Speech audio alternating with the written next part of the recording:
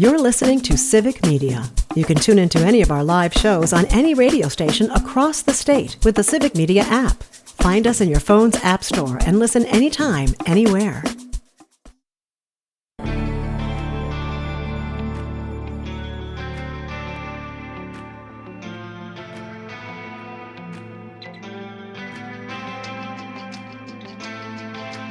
Am I brave enough? Am I strong enough to follow the desire that burns from within? What is up, Wisconsin? I'm Maggie Dawn. We are brave enough. Here on the Maggie Dawn Show and the Civic Media Radio Network. So excited to be with you all today for what I hope is an absolutely jam-packed and fantastic show. My thanks to former congressional representative Joe Walsh joining me in the last segment. A couple of you had some questions. Let's get you on the air. Dick from Madison, you had a question or a comment. Go ahead. Well, it's just that yesterday I was out in the garage. I had the TV on. I'm watching Dateline White House. And I just about flew off the handle. If I had had a wrench in my hand, I wouldn't have a TV. Nicole Wallace had the audacity to sit and rail on and chastise Mitt Romney for not actually coming out and endorsing her. What about her, who worked for George W. Bush? Where's he? Yeah. Where is he? Yeah. His vice president at least did it. You know, and many people said he was actually president, that Bush was just kind of there. But it just made me sick that she had, you know, I'm not a big fan of Romney's either, but maybe he still will. And maybe this will be the October surprise. I got a friend that thinks he's going to do that. I think he's a coward and he won't. Yeah, it's an interesting question, Dick. First of all, to your comment about Dick Cheney's leadership role in the White House, I am reminded, of course, of one of the best Saturday Night Live skits of all time, which basically was like GW sitting at a little kiddie desk, and then they panned out and it showed him with really big crayons, and his little kiddie desk was in the corner, and then Dick was behind the Resolute desk in the Oval Office. But your point is well taken, Dick, that I think marquee Republicans, like Mitt Romney, that there is, history is being made right now. Of course, there is a tradition that you would never expect a fellow Republican, former president, to ever speak against a Republican candidate. But this is an election, like former Representative Walsh said, like no other. And so I think those norms have to go out the window. I certainly would appreciate an October surprise from GW. Mark from Prairie du Sac, you say what, sir? Yeah, I was hoping to speak to Joe and mention that I've been posting on some of the Facebook pages of Republicans. I challenge them for them to condemn the fake electors in the events of January 6th. And none of them have actually chosen to, maybe they don't look at it, and maybe their staff is unwilling to put it to them to say, look at this, maybe you should respond to this. But I mean, like you said, that's something that is basic to democracy. That Donald Trump refused to step down. He did not participate in the transition, from his term administration to Biden's. Yep. Administration to Biden's, and that was part of the problem. That why it took Biden, a little bit longer to get caught up, and. Yeah, there's so much there, Mark. Sorry, we've got, again, a lot to pack in this afternoon. Thank you for calling and listening. Couldn't agree with you more. This is an absolutely pivotal election. And because of that, I certainly hope it is time that it's going to sound like some change. That is what we're calling this very special segment. Going to be here every Wednesday in the 2:30 block with folks from Emily's List. And the reason that I think that it's such a great moment to be having this discussion with Emily's List, because it does sound like change. We've got the opportunity to elect a woman president, not just because she's a woman, but because she is making the affirmative case for her presidency. She has taken this case to the American people. It is all about women candidates up and down the ballot. Of course, here in Wisconsin, we've got Senator Tammy Baldwin running, Kristen Lyerly in the 8th Congressional District, So it's my pleasure to welcome back to the show Christina Reynolds, the Senior Vice President of Communication and Content at Emily's List. She also served as Deputy Communications Director at Hillary for America. Welcome back, Christina. Thanks for making time. Thanks for having me. We love talking about change. So Yes, and it does sounds like it change. sounds like change. That's right. It's been a wild week since we talked last, to say the very least. I want to play for you some sound and get your reactions. Aaron, if you can play that very first cut from Donald Trump, let's take a listen together. And all they can talk about is abortion. That's all they talk about.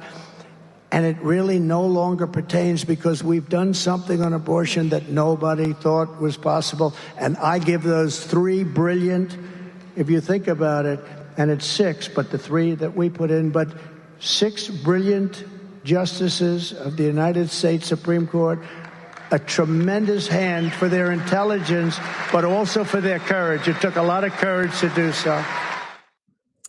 And if you can play the very next cut, this very brief one, because it got worse. Yeah. You will be protected, and I will be your protector. Women.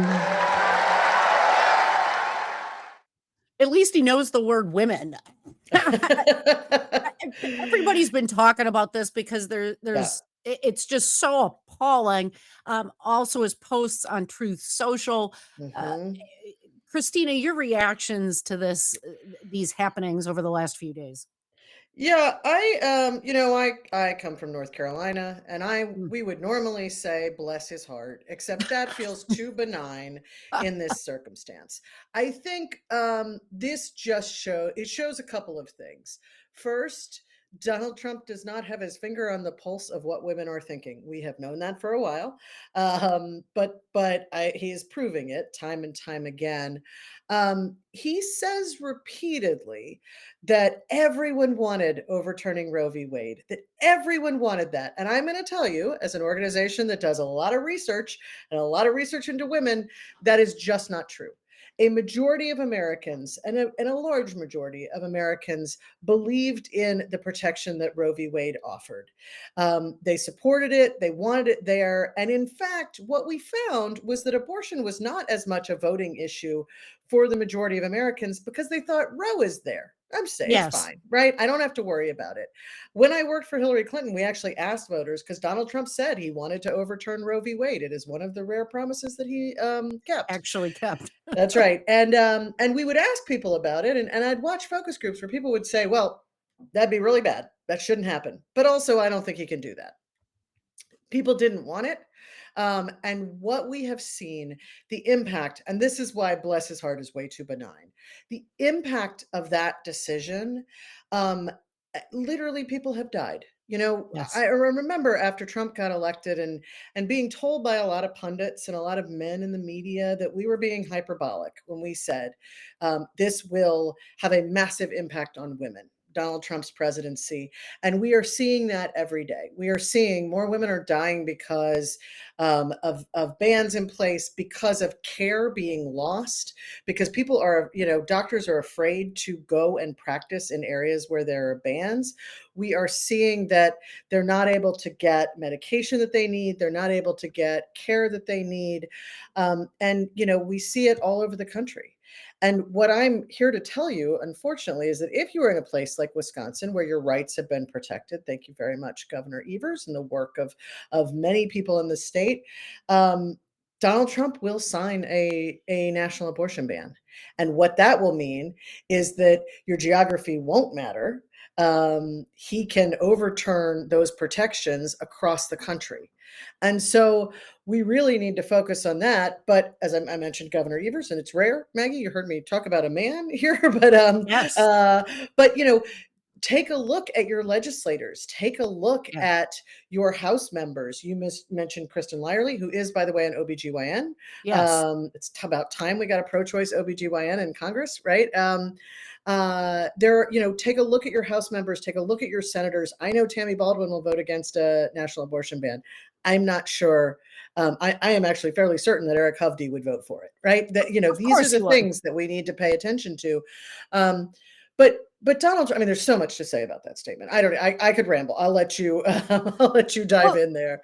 we had some statistics that came out this week, right? That maternal mortality is up 56% in the state of Texas, Yep. following that draconian Texas abortion ban made possible because of Trump's Supreme Court stripping away rights from women. That 56% increase in maternal mortality compared to an 11% increase, which is also disgusting and Mhm. unacceptable on a nationwide basis.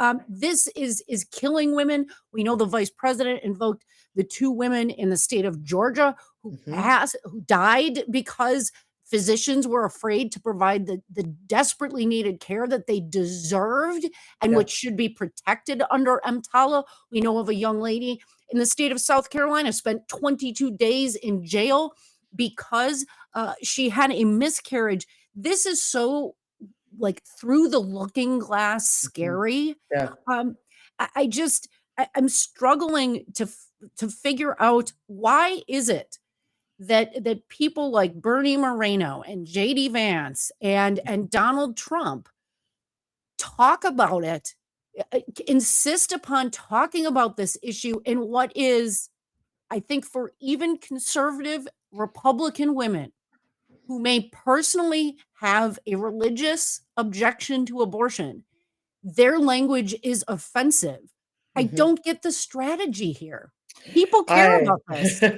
yes, they do. I think there are a couple things at play because we're seeing Republicans all over the map on this issue, right? In some cases, they're trying to convince people, no, don't worry about it. This you literally heard Donald Trump say, no one Right. will have to worry about it anymore. Thank you, sir. I'll decide what I worry about. You are, you're not in the right place there. Paternalism in the extreme, right? Correct. But even when they are talking about it, they are lying to voters. And let's be clear, the Republican agenda has not changed. What has changed is the way they talk about it. Now, they're a bit of a hot mess in the way they talk about it, right? They Indeed. are, some days it's, no, no, don't worry. We're fine where we are. Everything's fine. Some days it's kowtowing to their right wing. You heard this in the debate when Donald Trump wouldn't even say it's an easy lie to tell, right? Yes. He I lies about a made that lot of argument things. the day after the debate. It's Just say that you're right. you would veto it. Just say you would veto it, even though we know you wouldn't. And he wouldn't do it because he was too afraid of his base. I think that they are aiming at, I think if you put strategy on it, and I don't try and get in the brain of Republicans too much, that's their business. But if you put strategy on it, I think there's some of they are. They are running, aiming at men. They are trying to work the gender gap to their advantage. The unfortunate thing for them is that more women turn out to vote than men. Right. Um, and I also think they are just underestimating how much this issue matters and what it means. I think they think that it is a little social issue, check the box, move on. And I think if you speak to women, they will tell you women who, by the way, are because I heard there were other commentary about women over 50 don't need to worry about it. Oh yeah, Well, we'll take that sound. sure. We still care, right? We still, women care about our rights, about our bodies, our decisions being our own. It's just that simple. And they don't understand that. And Yeah. so they keep talking about it in these really disturbing ways. Very disturbing ways, inconsistent ways, Mhm. incoherent ways, offensive ways Yes. to all women and men that love women. One of the things that I always find really interesting is that I think there is a block of voters, especially women voters, who aren't out there like you and I are Mhm. talking about this all the time. And men seem to, again, they suck up all the oxygen in the room. It's like, why am I hearing all these men talking about this Mhm. constantly, all the time? This is part of the problem with what Senate candidate Bernie Moreno in Ohio said. Why are you talking about this? If indeed this is sort of a non starter and nobody needs to worry about this, then why are you specifically, again, taking up all the oxygen in the Mhm. room? Why don't you actually ask women, right? I don't hear Republican candidates quoting Right. their internal polling saying women don't care about this. It's because the polling doesn't exist. They're making it up. We're going to take that Bernie Moreno sound when we come back. My very special guest this half hour, Christina Reynolds, Senior Vice President of Communications and Content at Emily's List, because it sounds like change. Every Wednesday in the 2:30 block here on the Maggie Dawn Show. You're listening to the Civic Media Radio Network. Back with more after these important messages.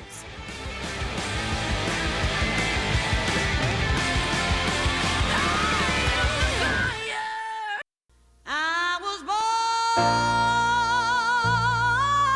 by the river in a little tent.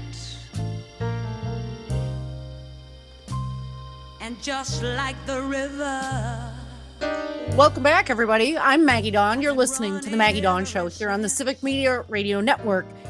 And it sounds like change, folks. Every Wednesday in the 2:30 block, you're going to hear from my friends at Emily's List about why it is so important to elect pro-choice Democratic candidates to office up and down the ballots. My special guest this week is Christina Reynolds, Senior Vice President of Communications and Content at Emily's List. You mentioned Dr. Kristen Lyerly, who's running for Congress here in the state of Wisconsin in the 8th District.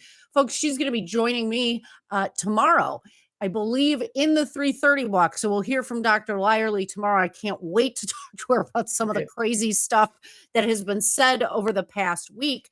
We also got a text, Christina, from Catherine in Madison. She says this: Maggie, if women have equal rights to the necessities of life, we won't need a, quote, protector.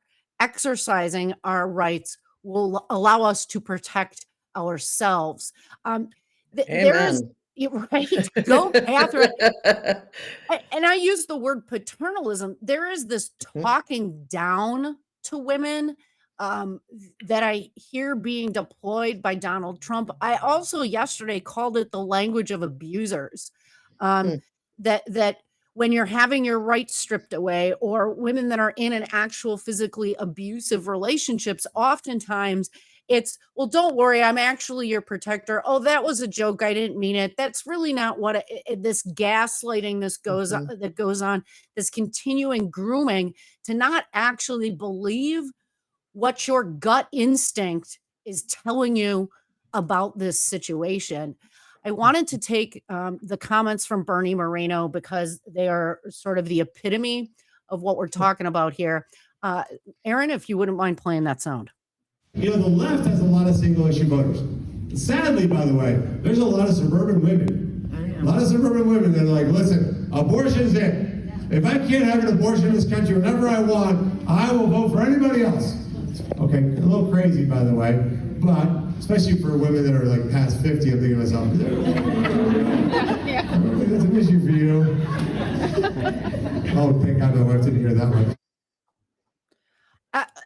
Listen, calling women crazy because they're concerned about their access to reproductive care and basic medical care, and then making a crack that women over 50 and why are suburban women, that is some really weird gaslighting. I mean, it is bizarre. It also shows a fundamental lack of understanding of what this issue is about. Because this issue, and this is, by the way, this is why it matters to women who don't, who are outside of childbearing age. It's why it matters. It should matter to people who may never have to have an abortion, i.e. men, right? This is not a question about, you know, how many weeks. It's not a question of little details or when you can have an abortion. It is a question of who gets to decide about your body. Who gets to decide about your future?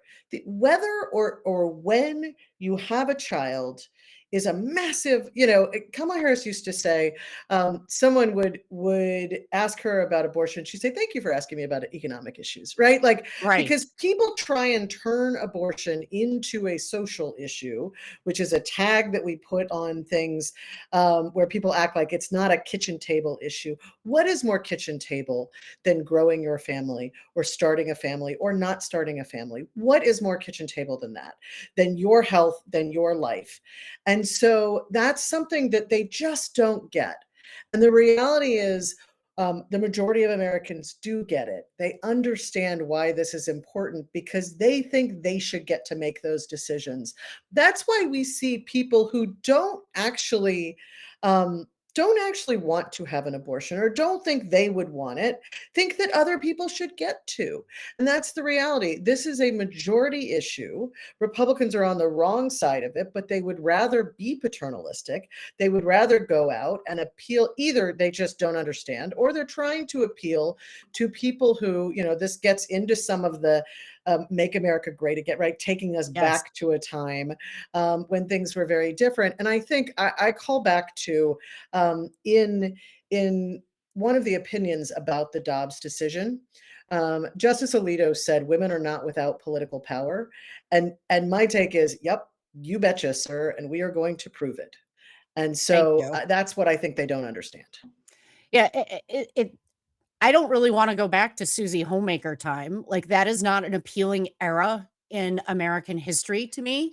It is not an appealing era when women's options in the professional landscape were to be a teacher or a nurse, or to Which are both great jobs, but you should get to decide that. But you should get to decide, right? If you want to be a homemaker, if how you want to raise your children. What if we decided that?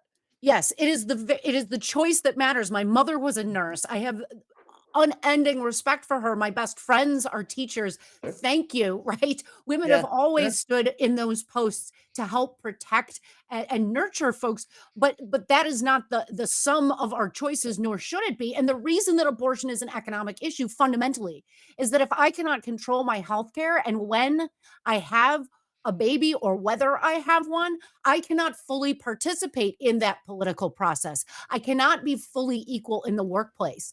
Right.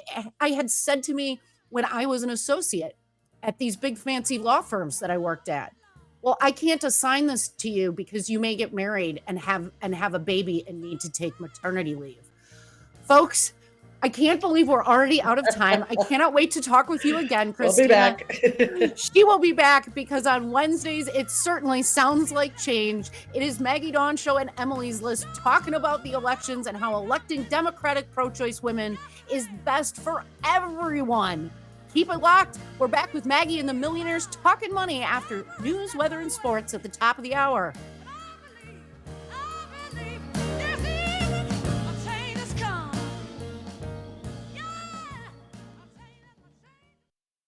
The national news cycle never stops, but it can be hard to find news about your local community. Civic Media is dedicated to providing quality local and state news coverage across Wisconsin. With the Civic Media app, you can get notifications about local stories that matter to you and your community. Find the free Civic Media app in your phone's app store and choose notifications from the menu to tell us what kind of news you want to hear about.